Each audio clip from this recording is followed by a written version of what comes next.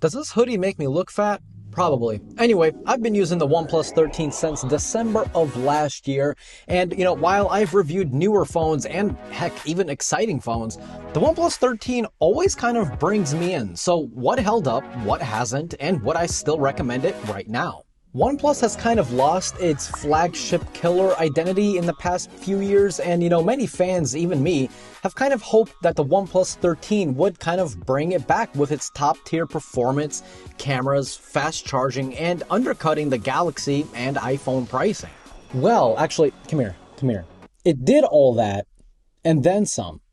Don't look at my unibrow, I know, okay? Physically, the phone has held up decently well. There are no scratches on the back of the phone despite me not babying it.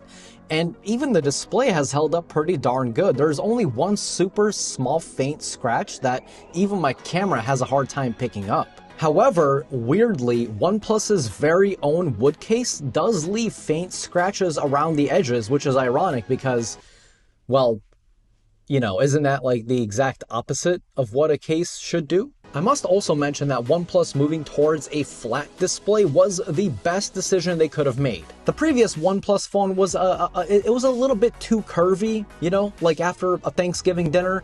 But this one is like the best of both worlds. It strikes the perfect balance, 99% flat, with just a very slight 2.5D curve that makes swipe gestures feel natural and smooth. And now we get to arguably my favorite part, the cameras. The cameras have been incredible, and there were actually two updates that further improved on it. One was in January and the other one was just last month in March, which continues to adjust the color temperature as well as the focusing to prevent blurry shots. And all I can say is that if you love taking photos and being creative with different styles, this phone might be for you. The Hasselblad partnership makes the photos stand out by making them look a bit less smartphone-like, and of course, the zoom shots, they look fantastic. In fact, funny story, my wife is a die-hard Apple fanboy. She refuses to use anything other than iPhone. However, anytime we go out somewhere and she wants me to take a picture of her, yeah, it's with the OnePlus 13. I'm actually working on my long-term iPhone 16 Pro Max review, and it's interesting, to say the least. Let's just say that Apple is not ever going to invite me to one of their events. So if you guys don't want to miss that video, definitely subscribe if you haven't already, and make sure you hit that bell icon so you'll be notified when that video goes live. And trust me, you don't want to miss it. Now, as far as performance goes, this is a no-brainer. It's powered by the mighty Snapdragon 8 Elite chip, which is currently the best in the biz. And so, of course, this phone will power through literally anything. But see, when I buy a phone, I'm less worried about how fast it opens up TikTok at 2 in the morning to pull you into that doom scroll, right? We've all been there. I'm more worried about a different kind of performance. There's actually two of them: longevity and heat management. And in fact, you guys should be more focused on that as well. The good news is that this phone has not only surprised me in those two categories, but it just surpassed all of my expectations. Overheating?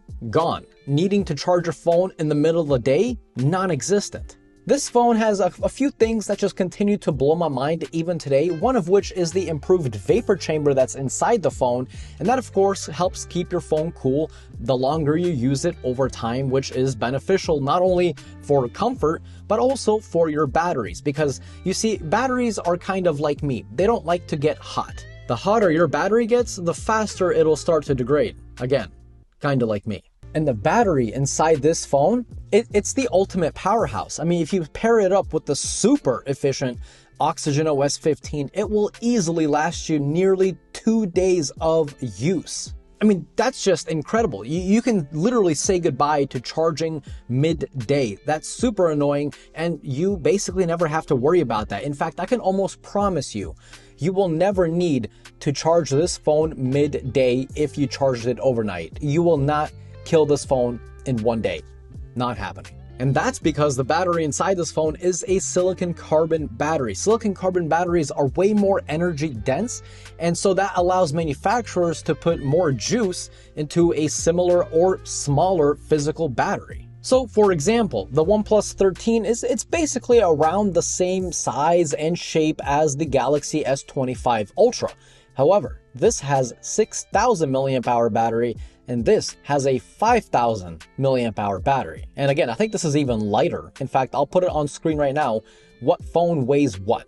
Okay, keep in mind the OnePlus has 1,000 more milliamp hours. Yeah.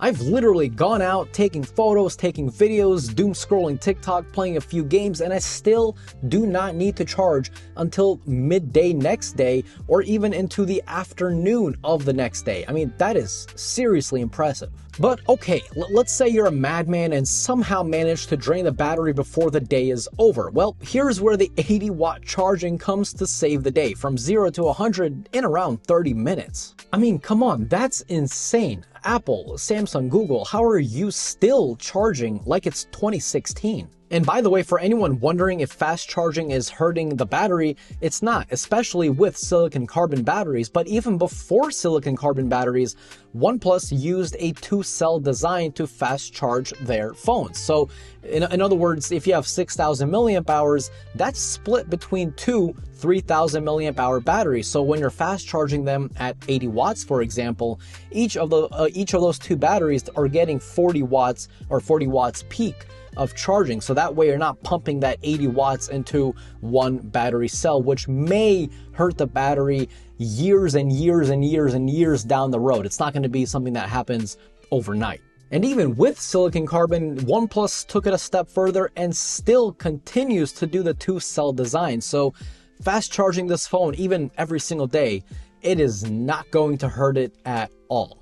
So what about the display? Well, it's the chef's kiss, vibrant, smooth, and it has something that the big three don't, AquaTouch, but more specifically, AquaTouch 2.0. I know everyone watching this video has run into the situation where either your hands are wet or the display is wet, and then it just stops working. It becomes either unresponsive or just starts to randomly tap on things. Yeah, well, that's not an issue with the OnePlus 13. It just doesn't care no matter how wet the display is. Watching movies, TV shows, or heck, even the YouTube video you guys are watching now is going to, of course, look amazing. And yet again, this has something that the big three don't have. A true 10-bit panel that can actually show 1 billion colors. I didn't even know that many colors existed, but apparently they do because of the OnePlus 13.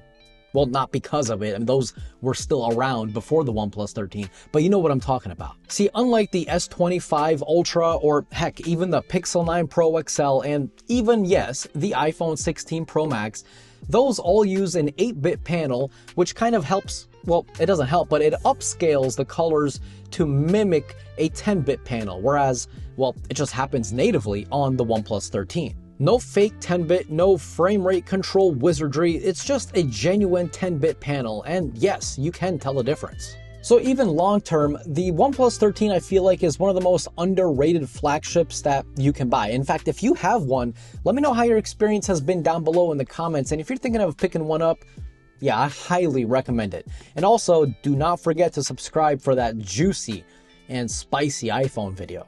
That's gonna be a fun one. Anyway, if you guys enjoyed this video, be sure to leave a like. It's free for you, but it helps me and the channel out a lot, and I always truly appreciate it. And again, if you're new here, consider subscribing. As always, this was Mark from Mark's Tech. Adios.